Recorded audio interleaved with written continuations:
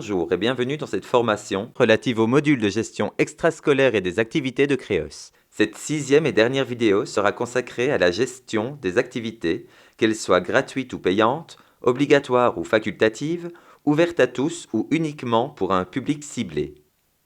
Pour optimiser au mieux ce temps de formation, nous vous conseillons de visionner cette vidéo en équipe, afin de favoriser les échanges et, le cas échéant, de pouvoir prendre les décisions propres à vos établissements. Assurez-vous d'avoir un ordinateur à portée de main, autre que celui utilisé pour visionner cette vidéo, et une connexion Internet. Vous pourrez ainsi vous connecter à Créos et manipuler la plateforme au fur et à mesure de l'avancement de cette formation. N'hésitez pas à mettre la vidéo en pause, si vous voulez prendre du temps pour découvrir certains points plus en profondeur et à votre rythme. Nous avons tenté d'être le plus explicite possible, cependant, il est probable que certaines questions persistent en fin de vidéo. Prenez note de ces questions. Lorsque vous aurez terminé de visionner l'ensemble des vidéos de cette formation, faites-nous parvenir la liste de vos questions à l'adresse creos.extrascolaire@cecp.be. Nous prendrons le temps d'y répondre lors de la première réunion de formation en présentiel. Cela étant dit, nous pouvons commencer. En plus de la cantine et de la garderie, Créos propose également la gestion des activités, telles que la natation, les excursions, les classes de dépaysement ou les plaines de vacances durant les congés.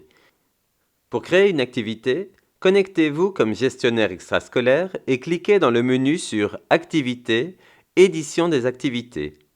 En haut à droite de la page, cliquez sur « Ajouter une activité ». Complétez les informations demandées, le nom de l'activité, les dates de début, de fin et de limite de paiement, le prix de l'activité. Spécifiez ensuite s'il s'agit d'une activité pour un public ciblé que vous définirez plus bas, on appelle cela des activités sur invitation, ou s'il s'agit d'une activité à laquelle n'importe quel élève peut s'inscrire, on appelle cela des activités ouvertes. Pour ce premier exemple, créons une activité sur invitation. Il n'est donc pas nécessaire de spécifier le nombre maximum de participants puisque c'est vous qui spécifierez la liste des participants. Cette information n'est intéressante à fournir que dans le cas des activités ouvertes. Si vous désirez télécharger un fichier PDF explicatif de l'activité qui sera disponible pour les parents, c'est ici qu'il faut le faire. Vous pouvez sélectionner dans la liste déroulante le nom de l'enseignant responsable de l'activité, mais ce n'est pas obligatoire. Par contre, il est important de spécifier le compte comptable à associer à cette activité. Vous avez ensuite la possibilité de rédiger une brève description de l'activité. Vient maintenant le moment de sélectionner les élèves concernés par cette activité. Pour cela, utilisez l'arborescence proposée sur la gauche de l'écran. Si vous cochez le nom d'une classe, tous les élèves de cette classe seront automatiquement cochés. Vous avez cependant la possibilité d'en décocher un si vous le souhaitez. Dans la partie droite, vous indiquez si vous voulez qu'un mail soit envoyé aux parents pour les avertir qu'ils ont reçu une invitation à payer dans Créos. Vous pouvez même ajouter un message personnel à ce mail que vous rédigez ici. Indiquez ensuite si cette invitation à payer est obligatoire ou non. Si elle ne l'est pas, les parents pourront soit accepter de la payer, soit décliner le paiement. Par contre, si vous indiquez que l'activité est obligatoire, les parents n'auront pas la possibilité de décliner. Seul le bouton « Payer » leur sera proposé. Enfin, vous pouvez définir cette activité comme payée automatiquement. L'activité sera alors automatiquement débitée des portefeuilles des parents qui n'auront aucune autre démarche à réaliser. Un mail leur sera envoyé automatiquement pour les informer de ce paiement. Pour notre exemple, créons une activité obligatoire avec envoi de mail, mais non payée automatiquement. Nous décidons également d'échelonner le paiement pour un élève. Cliquez sur Scinder les invitations, sélectionnez l'élève voulu, définissez enfin le nombre de paiements. Une fois cette activité encodée, cliquez sur Sauver pour l'enregistrer. En vous rendant maintenant à la page Activités Gestion des invitations, vous visualisez toutes les invitations envoyées. Un large choix de filtres est à votre disposition pour affiner les résultats affichés. Comme vous le voyez au bas de l'écran, pour l'élève que nous avons défini, le paiement de 2 € a bien été scindé en 2 paiements d'1 € avec des dates d'échéance différentes. C'est dans cet écran de gestion que vous pourrez voir si les parents ont payé ou non leur invitation. Créons maintenant une nouvelle activité sur invitation, obligatoire et payée automatiquement. Pour la natation, par exemple. Au bas de l'écran, après avoir sélectionné les élèves voulus, cochez « Payer automatiquement ». Comme vous le voyez, les deux coches supérieures se sélectionnent également. Sauvez votre activité. Rendons-nous maintenant dans la gestion des invitations et sélectionnons un des élèves concernés par cette activité.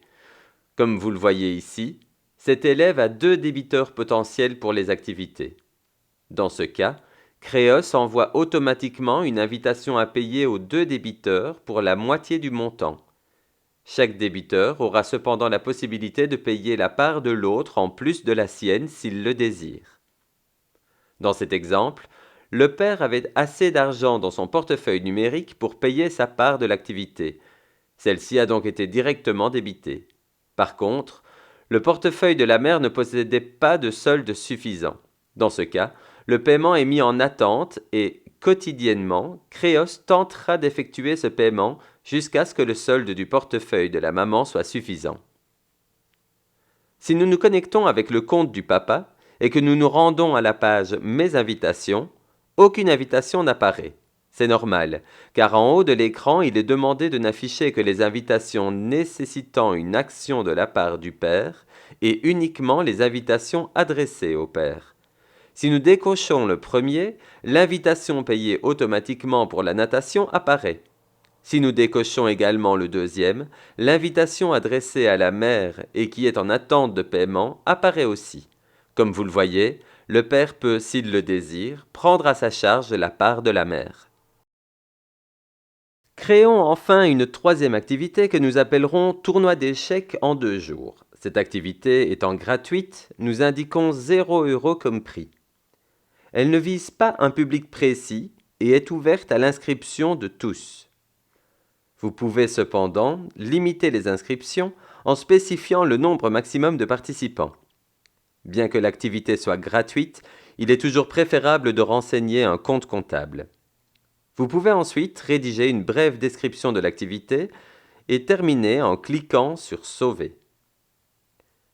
C'est à la page « Activité ouverte » que vous pourrez visualiser le nombre d'élèves déjà inscrits. En cliquant sur « Détails et inscriptions », vous retrouvez les informations relatives à l'activité et avez la possibilité d'inscrire vous-même un élève. Il vous suffit pour cela de sélectionner dans la liste des utilisateurs l'élève en question. Connectons-nous maintenant avec le compte d'un parent. Comme vous le voyez, le même écran leur est proposé sous l'intitulé « Activité ouverte ». Nous arrivons au bout de cette vidéo de formation. Si certaines questions persistent, faites-les nous parvenir par mail à l'adresse creos.extrascolaire@cecp.be. Nous prendrons le temps d'y répondre lors de la première réunion de formation en présentiel. Merci de votre attention.